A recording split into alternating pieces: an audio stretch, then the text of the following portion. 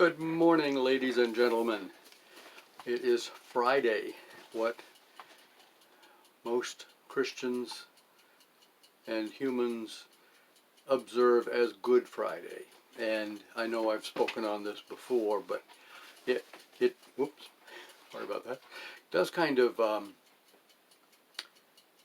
bother me a little that the church hasn't gotten this quite straight.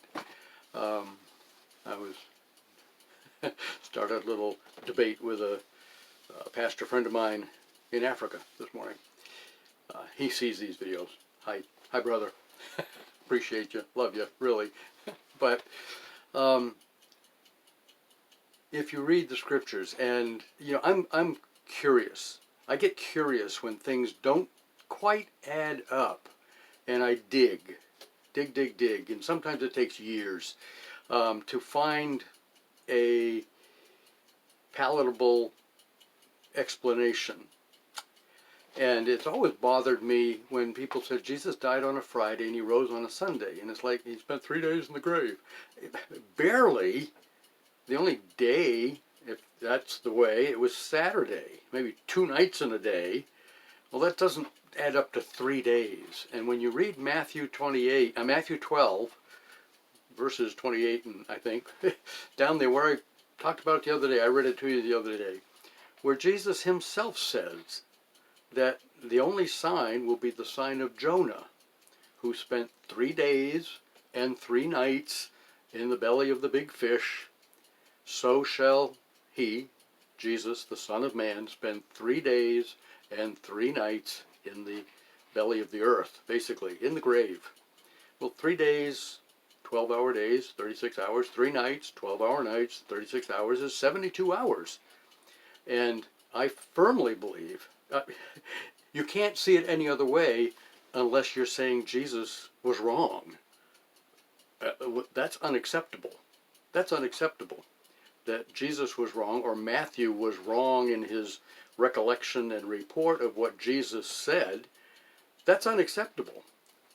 So Jesus had to have been crucified on Wednesday. We know it was, from 9 o'clock in the morning till 6 o'clock at night.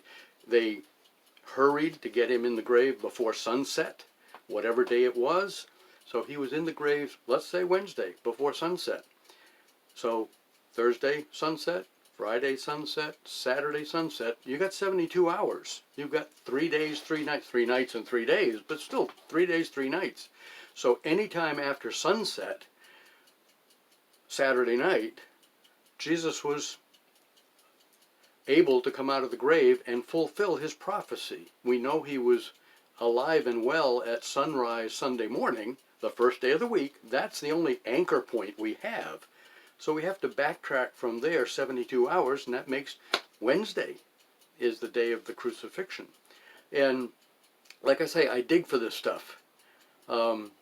The other thing I've mentioned lately that may shake some people up is that I believe this past couple days ago, or yesterday actually, was Jesus' actual earthly birthday in the year 2000, the year 6 BC. That's what I believe, because I dug until I found this book, The Star of Bethlehem by Michael Molnar. There are still copies available. It knew it's over $30, but there are copies available for between $15 and $20. It's just a small book, but if you really want to know something, you have to dig. You have to find these things. And I've heard other explanations that are close to this on YouTube and so on, but I like having a book. I like being able to, okay, I can look at page 200, 150 and say, okay, there it is. He spells it right out. It's, in my case, very believable evidence. Let's put it that way. And it doesn't matter. I understand it doesn't really matter. All that matters is Jesus is who he says he is. He came to earth. God came to earth as a child, as a man. He lived a sinless life. He died on the cross Wednesday, Thursday, Friday. Doesn't really matter. What matters is he did die in our place.